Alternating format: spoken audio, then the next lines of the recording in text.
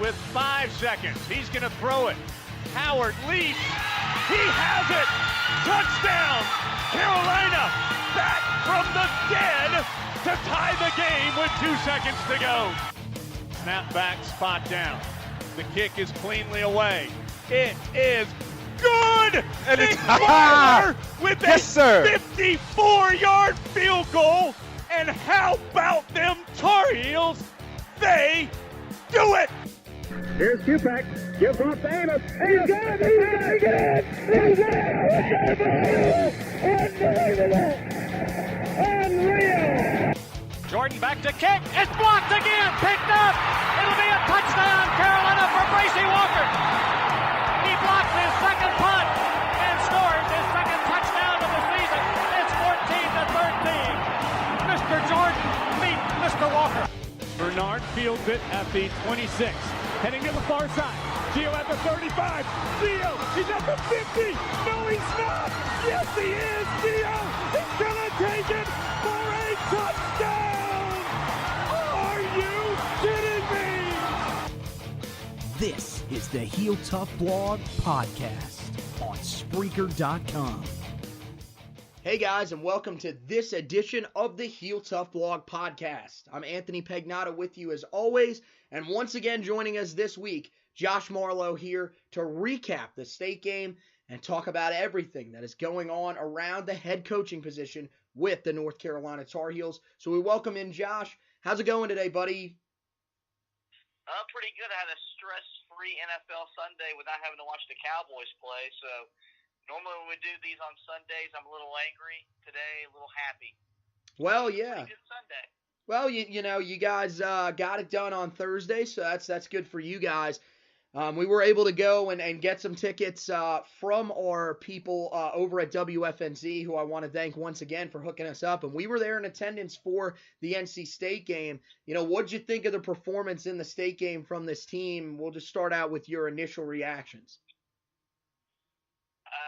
I think it was another game that's been like every game all year. Shouldn't play a full 60 minutes. The defense played great in the first half, and the second half couldn't stop NC State, whereas the offense couldn't move the ball at all in the first half. Too many drop passes, and then in the second half we looked like a different offense. We were able to throw the ball down the field, and then ultimately just got into overtime, and Gillespie just capped off his career day to get a touchdown to beat us. So just another disappointing loss. That was the 2018 season. Yeah, I think you're exactly right. You know, you look at all this, you know, again, fought back, took the lead. You know, a fantastic game, I thought, for the most part, from Cade Fortin. I think in the first half, you know, he was 7 of 21. There were a couple of misconnections, but I think for the most part, he really did a good job with most of his throws. They just really weren't able to haul the ball in. Something that, you know, we were kind of a little bit discouraged by, because when you look at it, we were saying coming in, you know, this wide receiving core is a really good one. We thought maybe one of the better ones that we've had, you know, in Larry's time on campus. And, you know, when we look at it, yesterday really wasn't what you would expect from them. Some guys with some drops that just left you scratching your head. But a lot of the guys are younger players, and I think they'll get those ironed out. And really, they got them ironed out in the second half. Like you said, once the field was able to dry out, it looked like the football was a lot drier as well, because the passes looked a lot more crisp. The receivers were able to haul them in. And I thought overall, you know, the offense showed some signs that they're going to be able to take a step forward next year. Really liked what I saw from quarterback Cade Fortin getting his second career start, this time actually able to play out the entirety of the game. I mean, this is the first time all year that we have not had to see Nathan Elliott in a game. He played in all 11 of the games before, or excuse me, all 10 of the games before that. And then yesterday, Cade Fortin took us the entire way, and I thought looked pretty good for the most part. You know, I also thought Javonte Williams had a great game, brings some excitement. I mean, he's the fourth leading rusher on the team, and he's the guy that's going to be coming in off the hottest finish to the season. Over 200 yards rushing for 4 running backs in the backfield, all 4 of the guys of which are going to return next season. So I think there's a lot to be encouraged about with this team. I think defensively, they did have some trouble stopping the run. I think part of that was because they really just weren't able to rotate guys into the game, because a lot of the guys that they would have been rotating in don't have a lot of experience because there are so many injuries. You got guys that are very young that are the backups. The experience depth for this defense as the season went along was just honestly not all that great. It was a question, I think, coming into the year at linebacker, and that question really didn't come up for the linebacking core. It became more of a problem for the defensive line and the defensive backs. So I thought, overall, I think, going up against State's offensive line as well, who was graded out midseason as the best offensive line in the ACC by Pro Football Focus, it makes a little bit of sense why some of the things that happened did. But at the same time, you're right. The inability to close down games once again gets to them, and they end up falling to 2-9. Of course, after the game, I'll ask you this real quick, and then I think we're going to try to move on pretty quickly just to focus on the bigger story at hand. But we saw the fight at the end of the game. When looking back at it, I mean, is this something that, what were your takeaways from the fight? Are you really just ashamed, or is this, something that you think just happens in rivalry games like this? Yeah, I think it was more the whole rivalry aspect. We finished 2-9. You have a team win on your home field for the third straight year. A lot of those guys, their last time playing, just some raw emotions, and there were probably some words that were said that maybe a State guy or even one of our guys took it way too far. It's just, I'm not going to say it's unfortunate, because that's the thing with rivalries. It's going to happen from time to time. I just think it was a fitting way to end the season, but just how undisciplined this team has been at times, and they showed it again once the clock hit 0. Yeah, I think, you say what you want about who started it, but I think, it really did get out of control. I question the way that both coaches handled it. It seemed like both coaches were more focused on going towards midfield and shaking hands than they were trying to run in and break up the fight. That could be, definitely evidenced in the post game by the fact that, Larry Fedora said that he didn't see a fight. He said no one was fighting. So, take that for what you must. But it got pretty heated there. I thought, for the most part, you got to hand it to the staffs of both sides outside of the head coaches. They really did try to they did a pretty good job breaking it up. It takes a lot to break up that many guys fighting. You got to think there's about 75 guys on each sideline, and they were all out on the field. So I thought for the most part they got it broken up pretty quickly. I thought the fact that there were some State fans who had made their way, more State students that had made their way into the student section, and there were a few that were leaning over and trying to get involved in the fight. That is ridiculous, and that's definitely something that they need to definitely take a look at, because if you're North Carolina, you don't want anybody in the student section getting involved, because that can turn into something that is totally worse than what you originally imagined. And that's the main thing that you want to protect. You want to be able to protect the fans. And, but for the most part, I think, it was, it's a rivalry. Things like this are going to happen. I don't think it needed to go to that point. Remember, 2 years ago, we were actually at the game on Black Friday when the two teams came together just before halftime. Really just more of exchanging pleasantries. No punches were actually thrown, maybe just a little bit of pushing and shoving. This one, totally different. But, at the same time, I think that, they were able to stop it relatively quickly and make sure that nothing, no severe injuries or anything happened. One last thing that I will ask you, though, is there any concern from you as to maybe some of the guys being suspended at the start of next year due to the fallout from this fight? No, I wouldn't think so. I think it'd be too hard to identify how many guys threw a punch. Will they even going to be back next year? So I think they'll let it, play over. And it'll all be forgotten about come next Saturday when State's playing whoever they're playing in their 12th game, and then with it being Championship Saturday, I think the ACC office has bigger things to deal with than two rivals throwing some punches at the end of a football game. Yeah, so with that, the loss closes out the 2018 season for the Tar Heels. They will not play a 12th game, and we kind of knew that. Really, I would say probably within the last couple of weeks, but we definitely knew that earlier last week when Bubba Cunningham said, this will be the final game of the year because we feel like everybody's just kind of saying let's get this over with. Definitely not something you wanted to hear from your athletic director, but honestly, at this point, probably what everyone was thinking. So the Heels will finish the 2018 season at 2-9. Their 2 wins, of course, coming against Pittsburgh earlier in the year, and then last week against Western Carolina. And then we will do a wrap-up show to cover the entirety of the season, kind of break down the position groups and who's going to be back next year, look at, maybe some of our overall grades for each position group and give you a little bit of a recap on the season. But we have to turn to the most important storyline that broke this morning. It actually kind of broke last night, but was made official this morning. Inside Carolina last night, Greg Barnes over at Inside Carolina was the lead reporter last night, who reported that Larry Fedora was on his way out of Chapel Hill. His firing was imminent, was what they had said.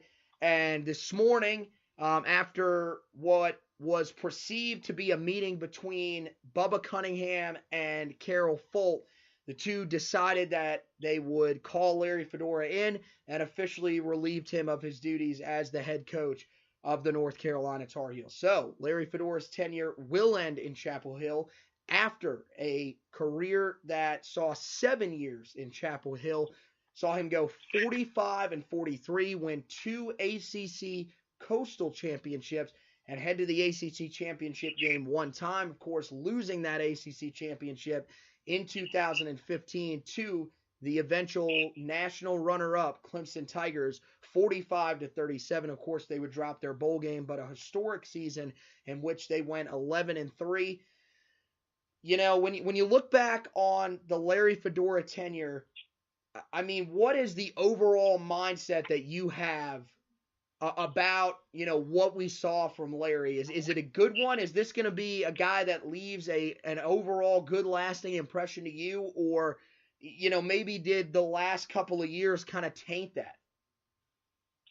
No, I think you look at his 7 years as a positive time for the most part. Ultimately, the last 2 years, 5 wins wasn't good enough, but this was a guy who, when he took the job at a time where there were so many question marks with the NCAA that it was almost an unwanted job.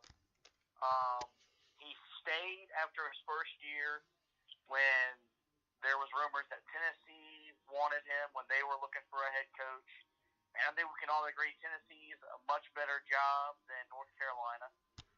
Yes. He stayed at the time that LSU and Florida had openings. So this is a guy that was committed to the program that he was building in Chapel Hill. So that he showed to be a good leader of the guys in the field that were playing for him.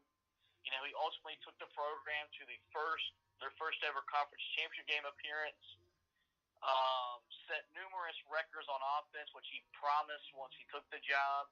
Ultimately, his downfall, he could never build a defense to keep up with an offense. Mm-hmm. And once the offense kind of, fizzled out, it was really his undoing. But for the most part, I think of his 7 years as, for us as Carolina fans, was, it was fun for the most Saturdays to turn the team on. Knew they were going to give us a good product. And he won like no one's ever won here before. So, ultimately, I was pleased with the first 5 years. Ultimately, the last 2 got him canned. But for the most part, I would take those 7 years of Carolina football. Yeah, I'm right with you. I think that Bubba Cunningham put it about as perfect as you could put it. You got to thank Larry for, first of all, coming in and taking the job back in 2012 in a period that really for North Carolina football was uncertain. We really didn't know what was next for this program after Everett Withers. We didn't know maybe if Everett Withers was going to be the guy. But at the time, we saw a guy at Southern Miss who, came off a great year, took that program to new heights and thought, maybe we should express some interest in him. At the time, that was probably one of those jobs that, in the past was seen as a solid job. At that time, that was probably a job that I don't think anybody really wanted to touch because they knew with the NCAA violations, it was going to be hard to recruit there. It was going to be hard to win there as a result of that. So, when I look back on his tenure, I think, he came in his first year, and a lot of people aren't going to remember this because he didn't end up having he didn't have the ability to play in the ACC championship game or a bowl game because of the postseason ban from the Butch Davis era. I think a lot of people are probably going to give me slack for this. But I think, he brought this program to heights that I don't think were possible after Mack Brown. And a lot of people are going to say, well, you've got to look at what Butch Davis did. And they'll point to that year in 2010 where we were ranked 18th in the country, played LSU in the opener, and many people thought an outside chance to be in contention, maybe to make a BCS bowl. If everything went crazy, maybe make a national championship game. I don't know how realistic those expectations were, but at the same time, that team came in ranked 18th in the country. During Larry's tenure, you got to remember during that 2015 season, and say whatever you want about how weak the schedule was, he won 11 straight games. I mean, this guy got this team all the way up to 8th in the country. That's not an easy feat to achieve, especially with a team that, if you look at a lot of the teams towards the top of the country, the talent level of the guys on that Carolina team, specifically on defense, were not of an 8th-ranked team in the country. But at that time, they were playing like the 8th-ranked team in the country. So for him to even have them remotely close to that is amazing. And then I think one of the other things that people have to realize is that, and again, Bubba Cunningham mentioned this in his speech about the firing and moving in the different direction. This was a guy that never gave up. He could have given up multiple times. 2013 season, start out 1-5. Win a game against Boston College to get things going back in the right direction, then lose your starting quarterback in Bryn Renner and have to put in Marquise Williams, who you really didn't know a whole lot about. How do they respond? They reel off 4 consecutive wins with Marquise Williams at quarterback, winning 5 of the last 6 overall, and he gets his only bowl win. Then in 2014, similar start. Start the season 2-4. Rebound to make a bowl game. Granted, they did get beat pretty badly, but still 6-7. And then, 2016 was, a year that started out well, and that was where I think things started to downfall. But even in 2017 and 2018, how many times did you actually sit here and say going into a game, we have a 0% chance to win this game?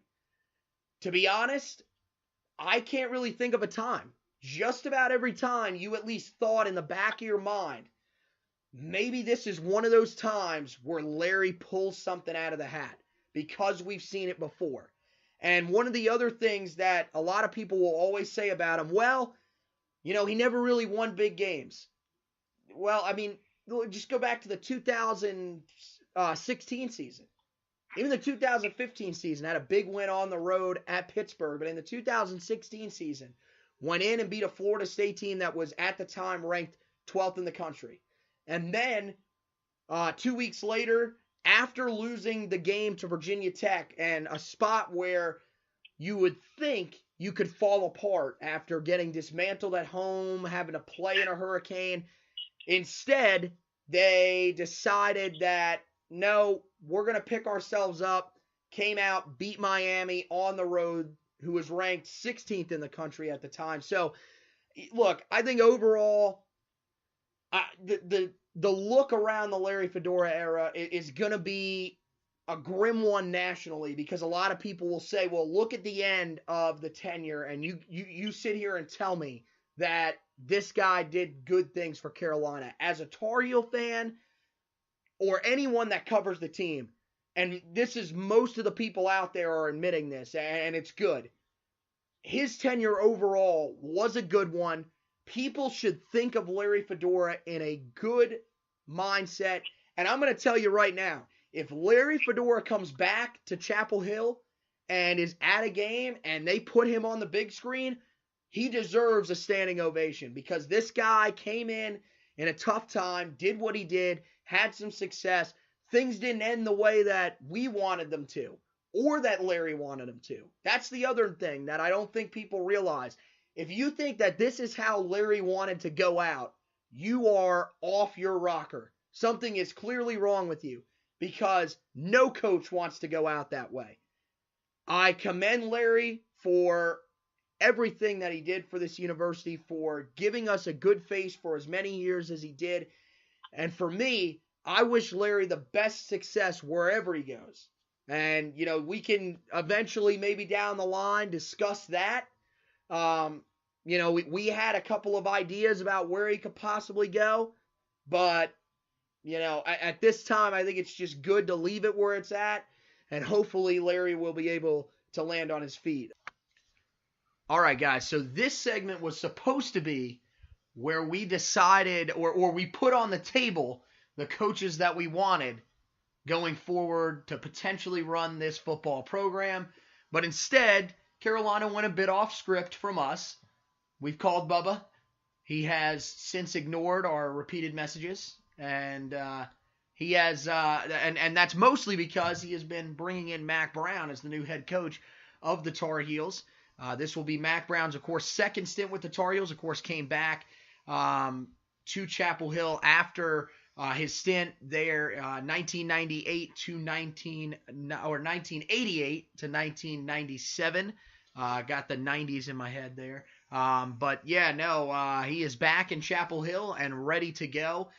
His introductory press conference was today. We'll discuss that a little bit later on, but we've got to get into a little bit of a debate here. The best of friends that we are, we do have a disagreement on one portion of this, and it's really, I think, for both of us, where the debate lies is around the timetable of the hiring. And so as we sit here and discuss this tonight, did you think that it was a sufficient amount of time to narrow it down and bring in Mack Brown?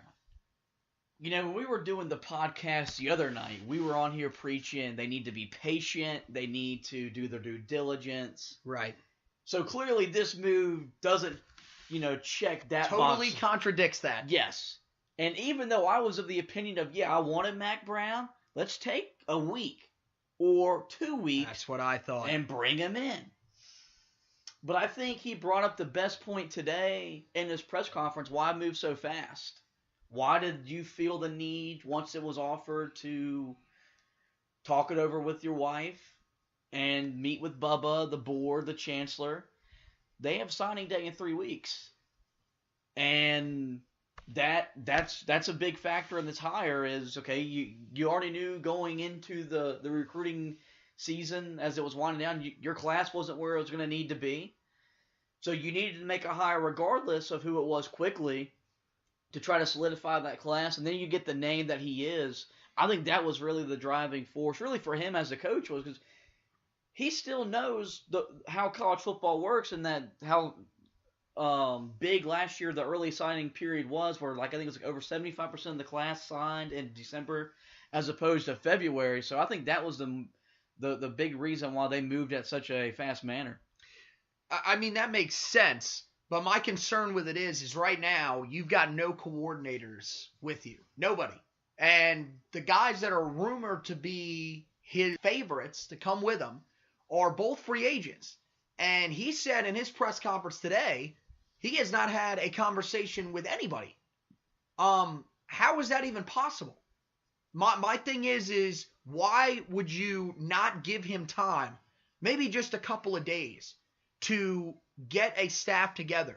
And maybe in that time period, you do end up interviewing somebody else. These young coaches, there are a lot of good guys out there. I feel like the one that everybody turns to is Satterfield. I like Scott Satterfield.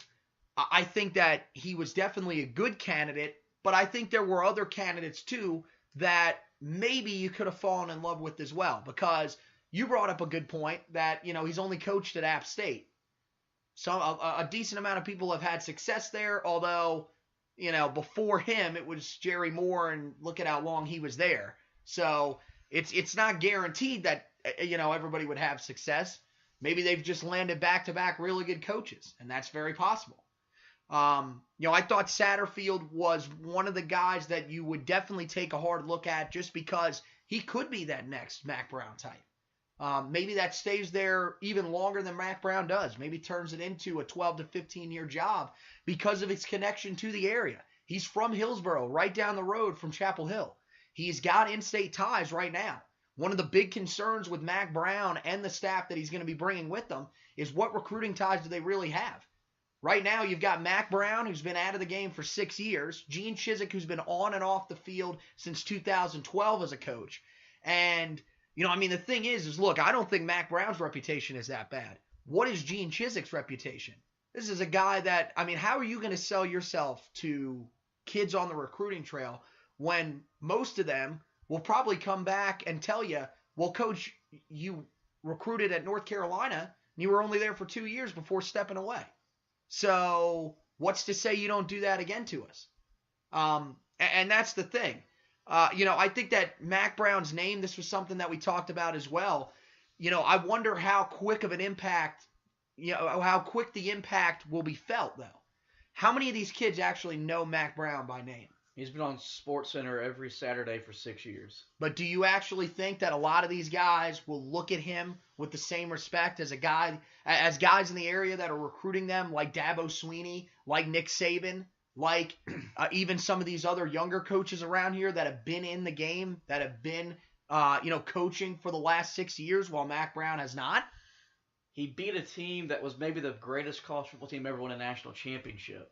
I agree with that. When he beat USC. So but I think that wasn't his last year. I think people think that he hasn't coached in 6 years, but it's like he said. He's been at practices every day for 6 years. He admitted today he is understanding the way that today's football works with the innovation on offense, the aggressive style that you got to play with, because that's football now. You've got to be aggressive. Conservative doesn't work anymore. He understands the challenges defensively with the rules, but look at his teams at Texas. Even the Big 12 was already in that shootout. Like, it was already getting there when he left, and now it's gone even worse. Texas was still formidable defensively. If Carolina's formidable defensively, and they're where they should be on offense, this team could be in Charlotte next year for playing for a championship. And that's not me being a homer. That's just the facts because of how bad our side of the division is. So I know people are worried that he took 6 years off. I saw a man today that is 68 years old but looks energized, understands the challenge that he has before him. He's won here. He understands the challenge that is winning football here. And you got to think, when he was coaching here, he didn't have the Keenan Center on the end zone of Keenan. He didn't have an indoor practice facility. Now he does. That's only going to help him as he tries to bring back the talent he needs to win at Carolina. How long does the energy last, though, is the question. Does he keep that same energy for this year, and then that's it? Does he keep that energy for all 5 years of his contract? I mean, that's the one thing that also, I mean, that's the thing. Look, he's 68 years old. Nick How Saban's much 67, though. Established program, totally different. Not But even close to the same thing. I'm not worried about age. I mean, age has to be a factor when you're coming in and reestablishing something. It's going to take you 4 years to get a full recruiting cycle in. I don't think he's looking to reestablish. Like he said, we just got to fix a couple things. Because, and he credited Fedor. So he's going to completely adjust his coaching style. That's what he's got to do.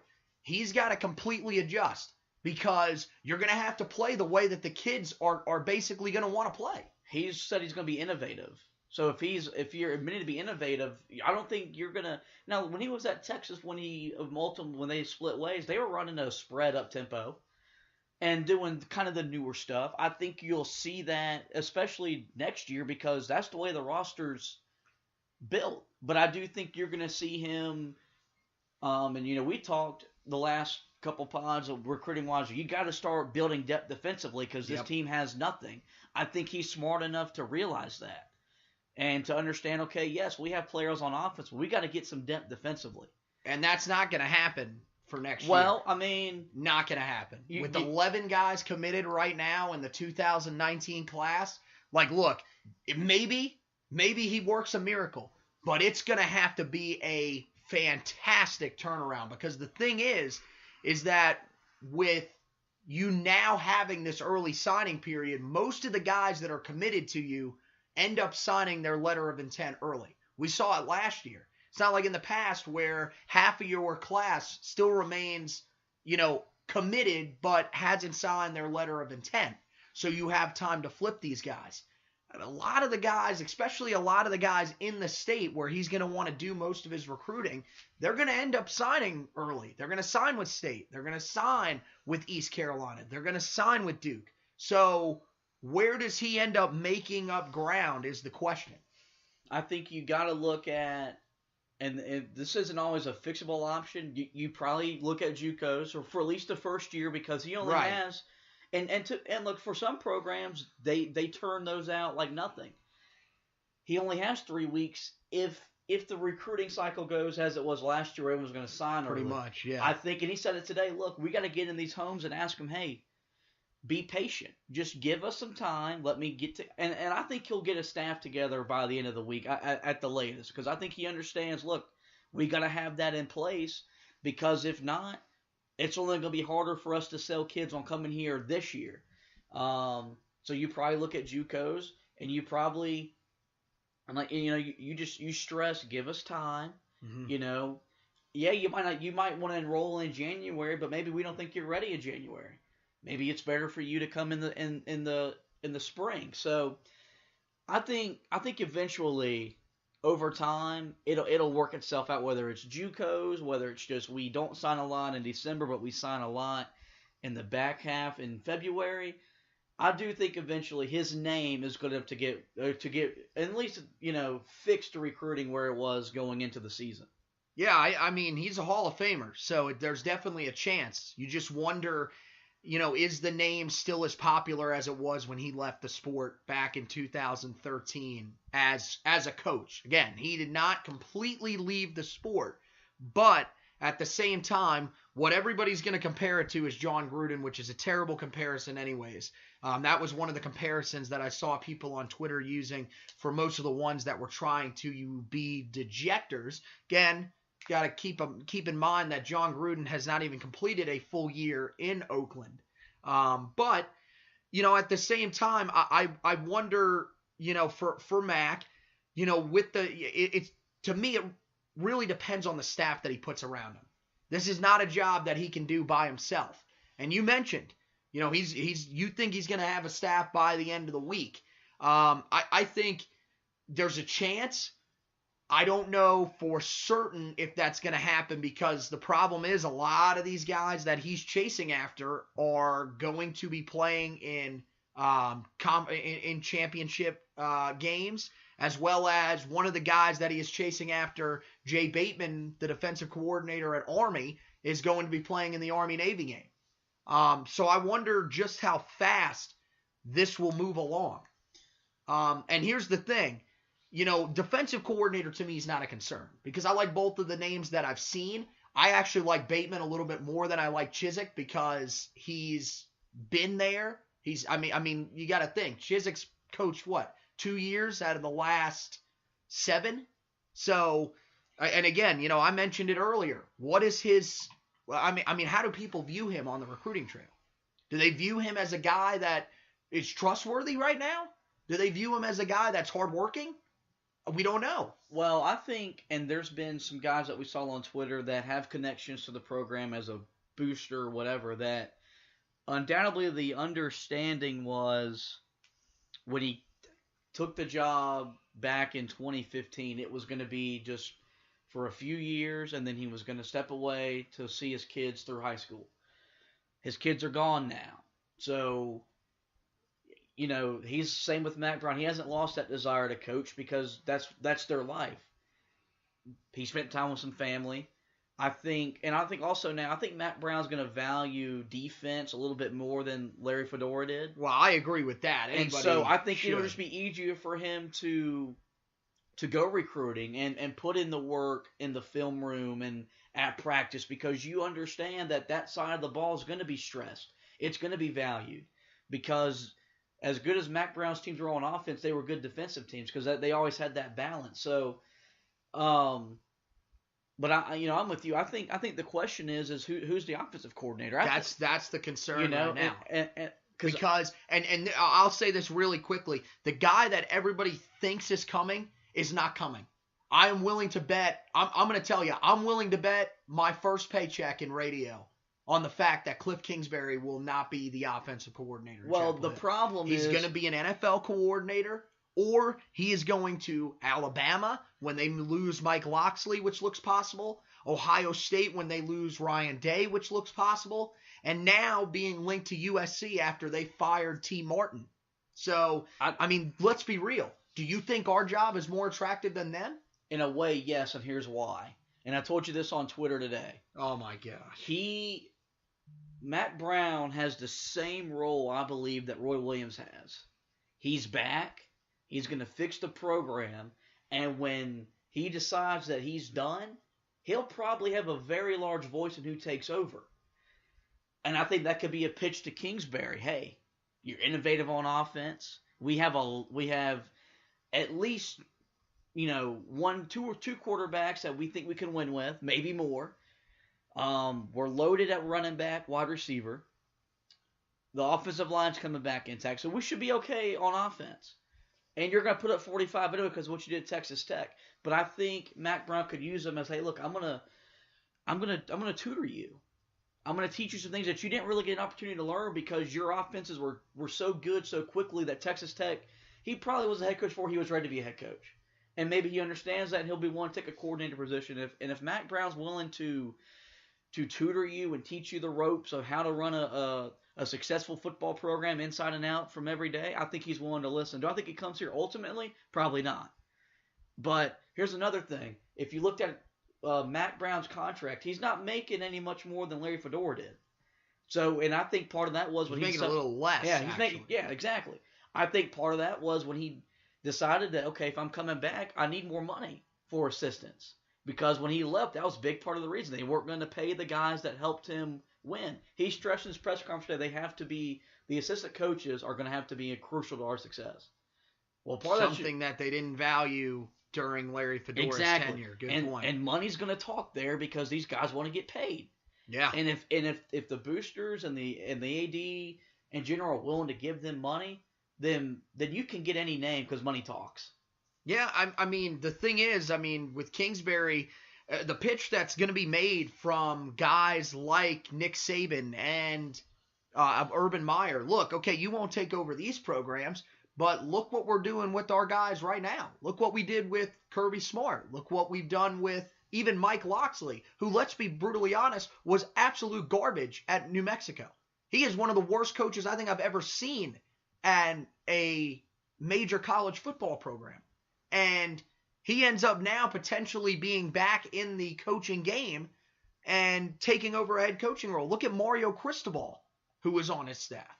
That's the thing. So I think you've got a point, and if Kingsbury really looks at North Carolina and says, this is a place that I could see myself being at, maybe he thinks, okay, there is some fertile recruiting ground here. I could really make an impact, and this could be the place that I could have some really good success at. Then it makes sense. But if he's looking to move himself up the coaching ranks, and I think that's very possible because of how good of an offensive mind he really is. Anybody that denies that, I don't care what his tenure at Texas Tech looked like. Anybody that denies that Cliff Kingsbury is not a good offensive mind does not watch the game of football.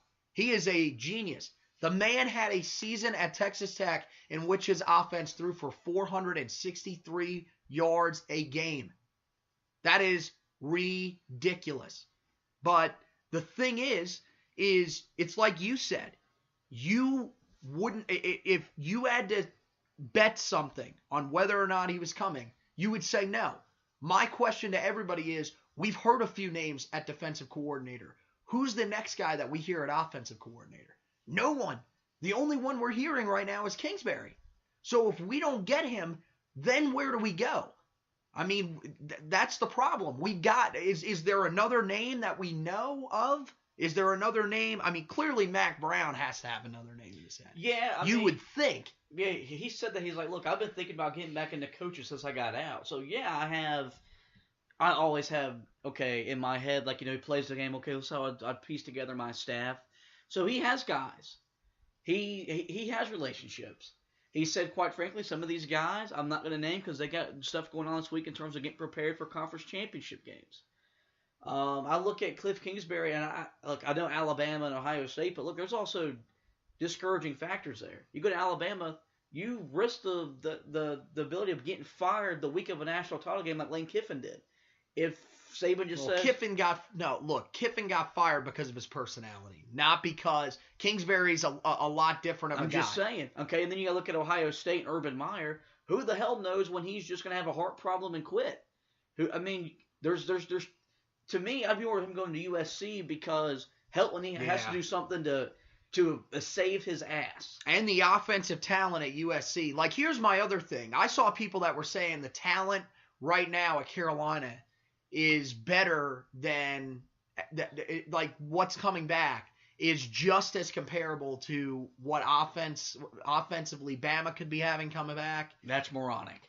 Ohio State could have come back, which is still moronic, and USC would have come back, which is just as moronic. I mean, look at those schools and the level that they recruit at. Look, this is not a knock on the talent at Carolina. The guys that we have coming back are a really, really good group, but it's not going to compete with teams that are going to be in the national championship hunt year in and year out. We are not on that level right now. We're a 2-9 football team. I don't think that if you say as Mack Brown, well, I think our guys are just as talented as Ohio State's or USC's, do you actually think that Cliff Kingsbury is going to believe that? No, probably not. But, exactly. I mean, at the end of the day, we just gave him a contract to entrust a program that he knows that he has a vision. Right. We were both on board when we hired Larry Fedora, not knowing outside of maybe a game or two because we knew that he was an interest in the job, who he was, what we were getting when we hired him. I watched Mack Brown coach at Texas for my whole college football viewing life. I understand the kind of coach he is, the man he is.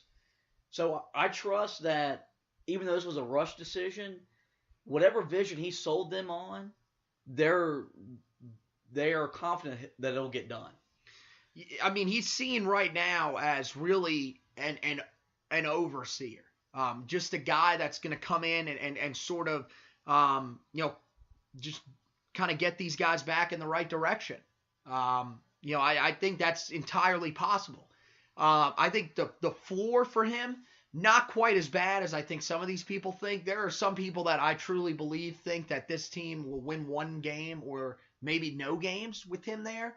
That's not going to happen. He's not that out of touch. That would maybe happen if he took 10 years off from coaching and literally sat in the mountains and never watched a single football game.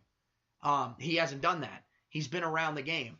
I think he could win 5 to 6 games a year. But the expectations that I feel like a lot of Tar Heel fans have is that this guy is going to take us back to 10 wins a year or more. This guy could potentially put us in the national championship hunt. You need to reel it in just a little bit because at this point, it's going to be based on the coordinators that he surrounds himself with. Because say what you want, he's not going to have the energy to go out and recruit these guys like he did when he was back at Texas. That's the age factor. That's how it works. I mean, it's true. And look, I mean, you made the comparison to Roy. No, it's totally different. Roy recruits what? How many guys does Roy actually hone in on in a recruiting class and focus on at the level that you got to focus on some of these football recruits? What, 4 or 5? And I think basketball recruiting is harder. No way. Yes. Not even close. Because you only have a select few of guys to recruit from, especially when you're not on the road as often recruiting these guys. You can't recruit. Honestly, you can't recruit in season because of how often you've got to be at the in practice. How often you got to be going through games. But when they're in season, Roy Williams will go to 17 different cities in 2 weeks recruiting. Yeah, but I mean, Mack Brown's going to have to go to that in what? He's going to be, it's going to be just as bad. He's not going to have to because that's why you get the coordinators. That's why you bring in if he brings in a complete staff. I think that was one of the things that hurt Larry was we never had enough. Now, we got some now with like Thigpen, known to prison pretty good. We have some okay recruiters. Mack Brown can get elite recruiters to where, when he has to go recruit? When you're trying to flip Sam Howell to leave Florida State to come to Carolina. Which is not going to happen, by the way. But I'm just saying. He is 100% committed to Florida State. I'm just saying. I know. But I'm saying, like, that was some of the news that maybe people haven't seen. He's pretty much re-upped his commitment to Florida State. So, as of this moment, they're more than likely out on him. Because, like, if people think that Saban and Sweeney and Meyer are on there grinding on the trail, you're idiots. They go on the trail when they're sold on a guy that, God, like Christian Wilkins, I got to have that guy. Okay, I'm going to go visit him. But, no. And I think it's what Mack is going to do. You bring in those guys that do that work for you, and then you're the one in the film room and on the practice field helping elevate their games because the man can coach. Like, that's clear. You're not going to lose the ability to coach. That's why I would have wanted them to wait, though, for him to have those guys set in stone or at least say, yeah, Mac, I'm really thinking about it. Right now, you've got nothing. Like, apparently, he hasn't even talked to Kingsbury or Chiswick. So, he's got nothing. He said today by 5 o'clock he'll have a hell of a lot better understanding of where we are in terms of the roster than he did. I mean, that's better from nothing. Exactly. Yeah, that's true. I mean, this man, I don't think he's screwing around. I think he means business. I think he's going to work his tail off no matter what it takes. He told his wife, you go on vacations all you want. I'm going to be here working. I don't think this man's joking around. You don't get back into coaching. I don't think he is after either. 6 years to come here and win 6 games. I don't think he is either. I could tell you right from the press conference. And if you want, we can start to transition more to that. And this is why I think, and see, this is the thing. This podcast is going to make it sound like I hate this hire. I do not hate this hire. This is very, very far from the worst hire that could have been made. There are so many other there were so many other names that you could have taken a risk on. And potentially it didn't end up working out. Guy like Luke Fickell at Cincinnati was one that I was really worried about. A guy that's on fire this year, but really didn't get it done in previous seasons at Cincinnati. There's a few other guys that you could have gone with. Honestly, be real. I think that Mack Brown's a better hire than Les Miles at Kansas. Let's be honest here. But I think that, most of the concern lies with the fact that this was a booster-made decision, and that it was basically a desperation move. That the boosters felt that this had gotten to a point where, there was almost no return unless you brought in Mack Brown. They're that desperate to win games, which I don't think they should have felt like that. There is talent on this team. Look, this team lost 6 games by 1 possession or less.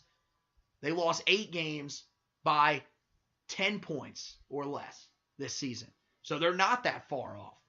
And, maybe that's what it is. Maybe they just need a leader like Mack Brown and a quarterback to stay healthy like Cade Fortin or Jace Ruder.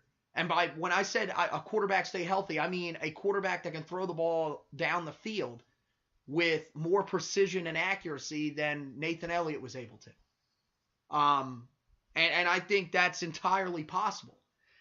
His press conference today definitely had some moments that made me say, okay, if you're not on board, well then that's up to you. I might be, there are some guys that I wish would have gotten interviews, like Ryan Day, like Mel Tucker, but guess what? That's over. Now we got to focus on Mack Brown and what he's going to do for the program. And, one of the big phrases that stuck out to me, one of the best quotes that I heard from him, is he told the guys in the room, enjoy this holiday with your family because you're not going to enjoy this. You won't be doing that next year. And because we want to win, and we want to win now. So, clearly Mack Brown sees that there's talent here, which there is, like I said, and he thinks that he can bring in the pieces that can help these guys win now. I'd be encouraged by that. If you're a Tar Heel fan and you're not encouraged by that, I don't know. You might want to check your fan card because that's not good. But there were some things that were concerning. Like I mentioned with, the talks about the staff.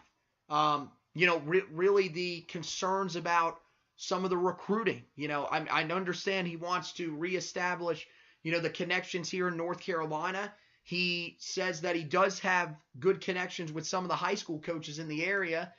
That's good, but honestly, how many of those coaches that were there back in the 90s are still coaching at these high schools? A lot of the high school coaches now are a lot younger.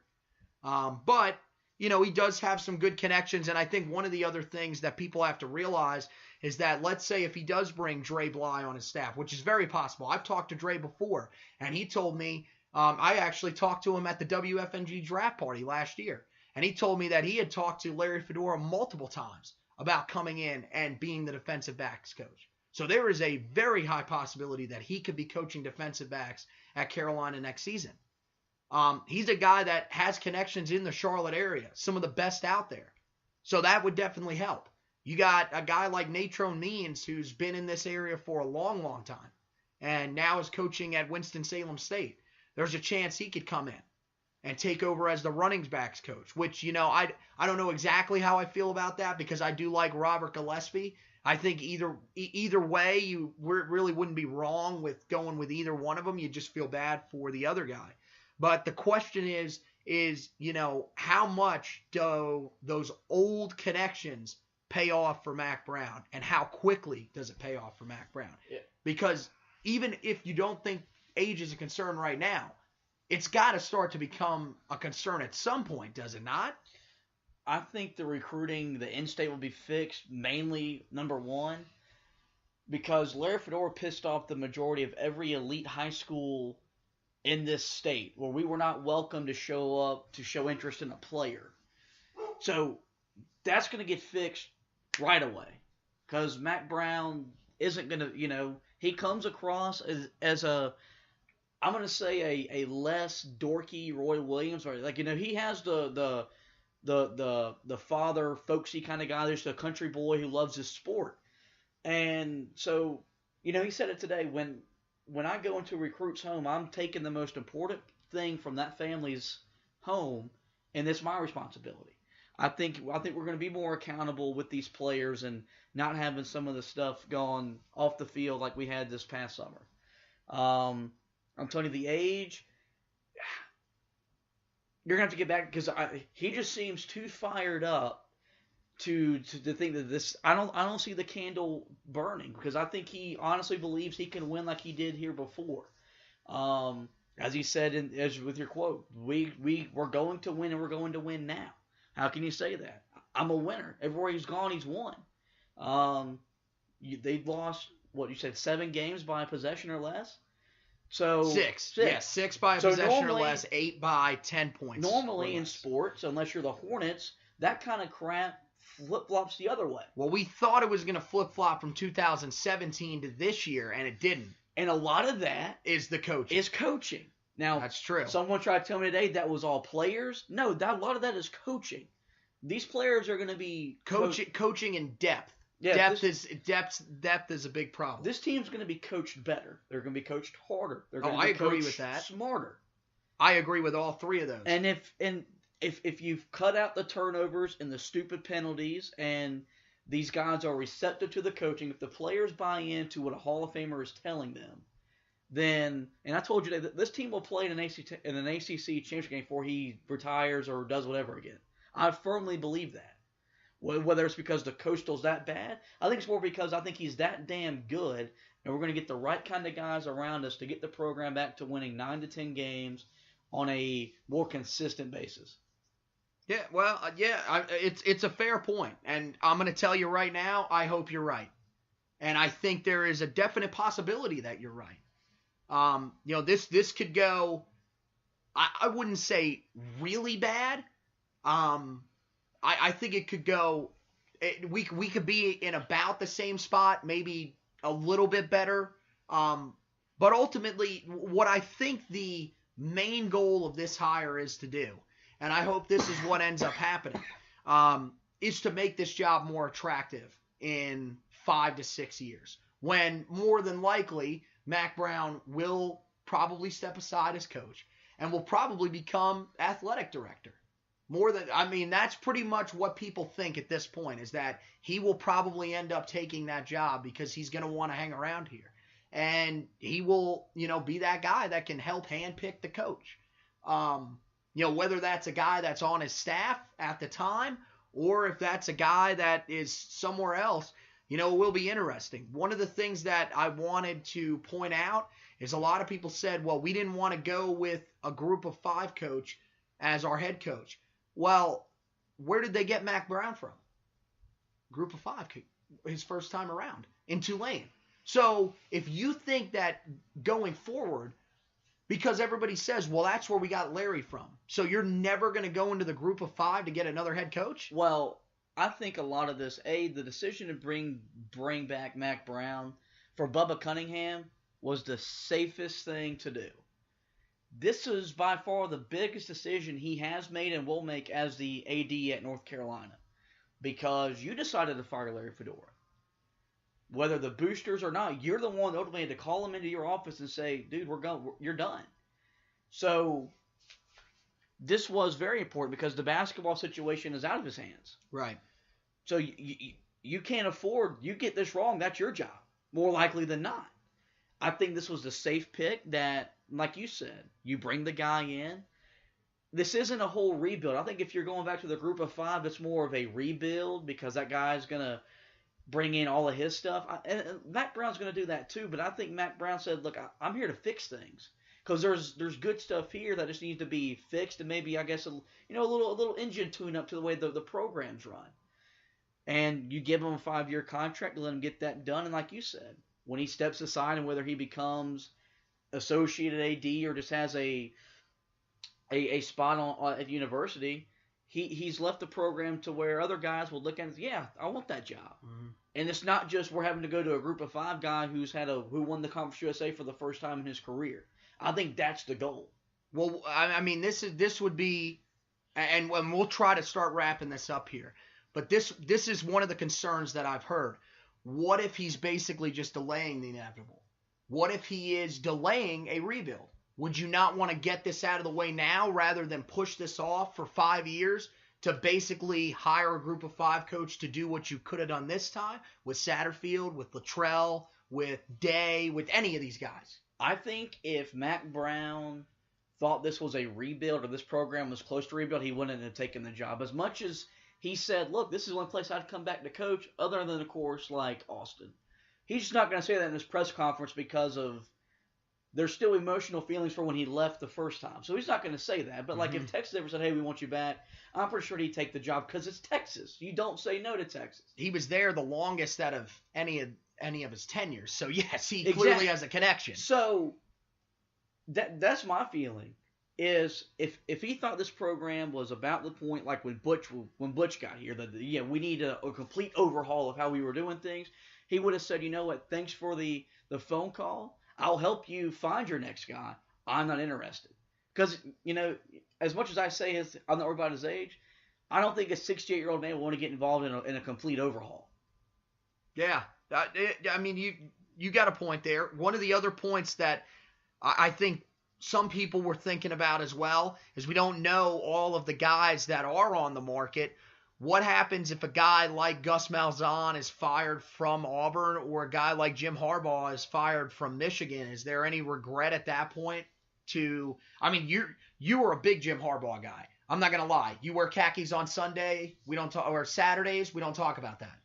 But yeah, I mean, I love Jim Harbaugh as much as I've loved maybe any other coach other than the coach of my team in college football. It killed me to see him get beat again on Saturday by Urban Meyer.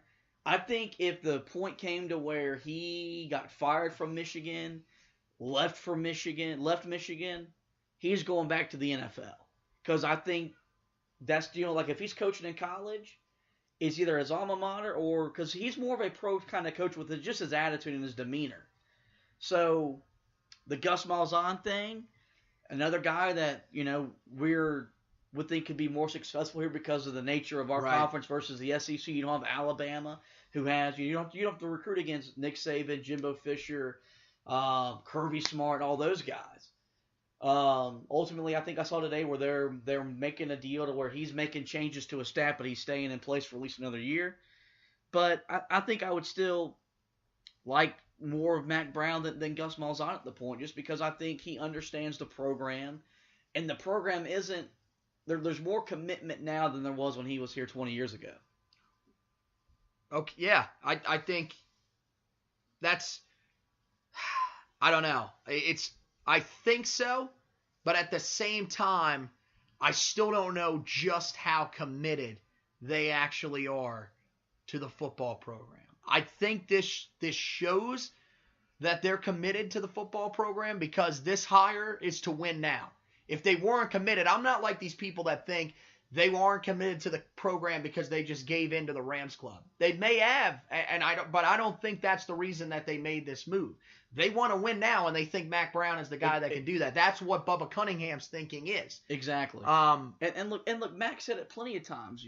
You can win at the highest level here, but he also understands, and this is something I've always thought, his best recruiting tool that he has when he goes and he sells North Carolina to a recruit. I can get you inside the Smith Center to watch the greatest rivalry in college basketball. He talked about that today. He said that's how he landed one of the recruits, yes, Greg Black, I believe. If you come play for me. I think he's more receptive to understanding I've got to sell basketball more than he was in 90. And I get that. You got to sell the university in general as opposed to just the football program. And that's what I think he can do better than any other candidate you have because he's been there. He's still been around campus since he left. Yeah, Jake Lawrence of Tar Heel Plug, is it not? Is it Tar? See, I don't want to say because I get them mixed up. There's so many out there. But he actually wrote an article today, and he mentioned that in there. Larry, first of all, which this just blows me away, how you could be a coach and not go out and around campus at all. He told Jones Angel last summer he hadn't been around campus in a few months. He literally just goes to the football set. He's in Keenan and he's out. In an interview, I think it was on the Carolina Insider, he pretty much admitted, I go to the Keenan Center and then I go home. Roy could probably list you every single bathroom on the university's campus and how many times he's used it. That's how well Roy knows the campus. And Mack Brown is seen as a guy that knows it just as well. You know, he's been around. You know, we've seen him multiple times. You know, especially this last season where they said that a lot of the relationship has been repaired. You know, really, especially since they announced that he was going into the College Football Hall of Fame. He's been around campus, and it seems like he has a good understanding of what goes on around campus. I'm pretty sure that when kids come on recruiting visits, he's not just going to take them to the football center. He's not just going to take them to Kenan Stadium. He'll take them to the Smith Center. He'll take them to Carmichael Arena. He'll take them all around campus and say, look at this. Look at this place. Look at how beautiful this is. Look at look at Franklin Street. Look at the lively environment that's there all year round. This is why you want to come here, not just the football program. Because if we're being honest, what are you selling at best? An 8 to 9 win football program a year? You're not competing with the schools in the area like Clemson, who is selling right now, hey, we can go to the national championship every year. Virginia Tech, who says, well, you know, look at us. We're a school that if we're at our best, we can win 9 to 10 games a year. Miami, they know how to recruit as well by using the city. You can come and be around the city of Miami. Right. So Mack Brown, and I wholeheartedly agree with you on that. He will sell the university. He said that was the last question he answered. I don't remember which. Oh, it was Jonathan Alexander of the News and Observer that asked the question, which I thought was a fantastic question. I don't know if that was the exact answer that he was getting at, what he was looking for. Yeah. I think he was looking more on the state of North Carolina and how he was going to, but by using, you know, the basketball program, yeah, I think that could be a huge help, a humongous help for a guy. I mean, look at a guy like Kai Bowman, who was committed to Larry Fedora, but also wanted to play basketball. I'm willing to bet everything that I have, he never even spoke to Roy Williams about playing basketball at Carolina, because Larry Fedora said, well, we're not seeing Roy. You're not here to see Roy. You're here to see the football program. Right. Where Mack Brown would have taken him down there and Roy would have said, well, son, maybe we can do both. If you're committed, if you put in the frickin' effort, maybe we'll put you out there. Never know. And so, yeah, that could be interesting now, because a lot of kids are dual sport athletes. Yeah. And a lot of kids are interested in both. So, but yeah, ultimately, you know, I know you are, you're psyched up. I watched the press conference. I'm pretty psyched up. I think it's going to be pretty awesome to have Mack Brown back. You know, I just, you know, I am a little concerned about how quickly things moved. I mean, we made the joke yesterday, and there's a real possibility that Mack was entering the building and maybe slapped Larry on the rear as he was heading out the door. So, yeah. Yeah, I mean, I'm not going to lie. You know, this is probably, you know, you go back, we were in Kenan for the comeback against Pitt. Got me pretty emotional, fired up. It was my birthday. The 11-1 year, this is probably as a fan that, like, we're coming off a 2-9 year, and I'm on cloud 9. I don't want to come across as a kiss ass, because I was a big supporter of Larry once we got to understand him, the offense, and I was preaching the patience, and then we go to the national championship game, and now all of a sudden I look like a guy who backfired. I just think it ran its course. I think ultimately this is what was best for North Carolina football in 2018, and that's all that matters currently. And you know, and he challenged us as fans today. We can't get to where we want to get to unless we have support from the fans. We've got to be in Kenan. We've got to be loud and cheer. Also, Kenan Stadium, let fans stand at the football games, not threaten to eject us. We're not going to, we're not going to get into that. We can have a whole podcast about that. So, you know, and that's what I think. As much as it starts with him on the recruit show, if the fan base doesn't buy in, because they never fully bought into Larry Fedora, then it's never going to work. Because we play a big part in this program's success, whether we admit it or not. Right. No, I agree with you. I think that's a fantastic point. And here's my thing: whether or not you agree with the hire or not. And again, I'm not saying that I disagree with the hire. I understand your thing of Right. let's take it slow. My main thing was also you didn't talk to anybody else. You didn't contact any other coach that we know of. Now then they could have reached out and maybe they just got now Satterfield said no. Which is interesting because I think most people thought that he would probably be one of the first guys to get a call. So that's where I think people are saying, okay, so really, were there any calls? Or was this just, it's Mack and it's Mack? If it is, then look, he's our head coach now. So it's time to buy in as fans. Look, am I the most thrilled guy in the world right now? No, I do have questions. But at the same time, does that mean that, I'm going to sit here and say, well, come the turn of the calendar and we start, focusing again on football after basketball season is over. I mean, I'm always focused on football, but for most people it's a little bit different. So once everybody gets into that mindset, do you think that I'm that guy that's going to say, I don't think I'm buying into this. I'm not going to games because I don't want to see Mack Brown be successful. You'd be damn wrong. There's no way that's not the mindset that I take. I want to be dead wrong. I want you, I'm telling you, I want you in 2 to 3 years to come on here and say, you look like a jackass now, don't you? And I will proudly say, yes, I do.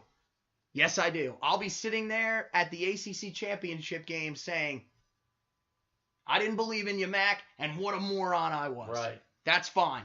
Please prove me wrong. Please do. And, I think that's the sentiment that everybody should be feeling. I think, we talked about it a little bit, and we'll wrap it up here in just a second. This is the last thing that I want to say. There are a lot of people that still hold animosity towards Mack Brown for leaving for Texas. People, it's Texas. A lot of people would leave for Texas. That's a top 3 job in college football. Top 3. Let me tell you how valued that job is in college football. Does anybody remember the rumors that Nick Saban could potentially leave Alabama for there? Because there is enough money to pay you to go there. And they were There's willing enough to give willingness to win there. They were willing to give him $25 million more than what Jimbo Fisher got in his deal at A&M. So and I believe, and we were talking about it before we came on, with that a lot of these people that are just being complete jackasses are because they're still mad that this man left us 20 years ago. We weren't alive. I mean, I was like 1 when this happened. But even then, I would understand you don't say no to Texas to stay at Carolina when they hadn't fully committed to giving you what you wanted yet. And he wasn't as receptive to understanding that, this is always going to be basketball first. See, we were in the daycare. We were in the daycare center discussing that. People don't remember that. At 1 year old, we were literally sitting there saying, "Look, it's Texas, man. So it's a big job. You got to go." I mean, I just think now, I think he's more open-minded. He still knows how the university works, and I think this is ultimately in the long run. When we look back on his, he's got a 5-year deal. So let's say he just coaches the length of his contract. I think we'll understand this was probably the best thing that we did for those 5 years. Okay, fair enough. So yeah, I think that's gonna wrap it up here for this edition of the Heel Tough Blog podcast. We do still remain friends, believe it or not, people. We do have our disagreements, and that's what drives a show like this and makes it interesting. So we will still be hanging out. We will still be doing this podcast together. We are not going to have to call in a backup after one of us has quit the show. So we will be all good. We will be ready to go. And I'm not sure exactly now that we're in the off season, it's not going to be a, set thing week by week. I think it just kind of comes with the news. More than likely we will be doing this here rather soon. because we will be finding out who the coordinators are going to be, and we'll have that show for you. We might even do a show before then where we list out who we want as our coordinators, because we wanted to do that with the head coaches, but Bubba They give us a chance. But Bubba took that away from us. Yeah. In all seriousness, though, that is one of the things that I will be working on, getting my list prepared. There are some good names out there, both offensively and defensively, that Mack Brown could potentially be looking at. So it will be interesting to see what kind of staff he is able to put together and just the type of success that he is able to have here in his second stint at Carolina. So as always, guys, I want to thank you for listening to this edition of the Heel Tough Blog Podcast. You can subscribe to the podcast on Spreaker, iTunes, Google Play, Spotify, TuneIn.com, or the TuneIn app. The Tar Heels season is officially over, so there will not be any more presentations of, now Mack Brown Live.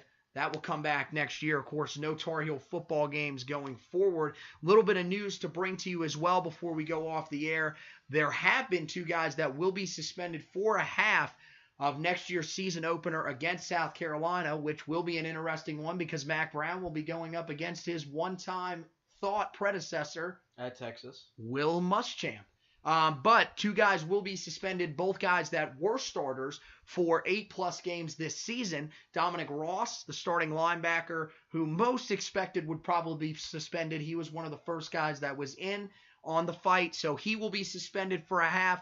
And Patrice Rene, the starting corner, will also be suspended. 2 other guys were handed suspensions, both J.K. Britt and Jeremiah Clark.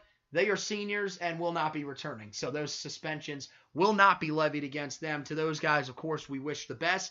We wish the best to the seniors that will be leaving the program as well. Congratulations to Cole Holcomb for making second-team All-ACC. Well-deserved, 104 tackles on the season, 8 tackles for loss. Guy that forced 4 fumbles. He had a fantastic year and a fantastic career at Carolina. What a story he is, going from being a freshman walk-on to a senior leader of this Carolina football team. And we wish all the other seniors success wherever the road takes them. So, thank you guys for listening. And as always, go Tar Heels.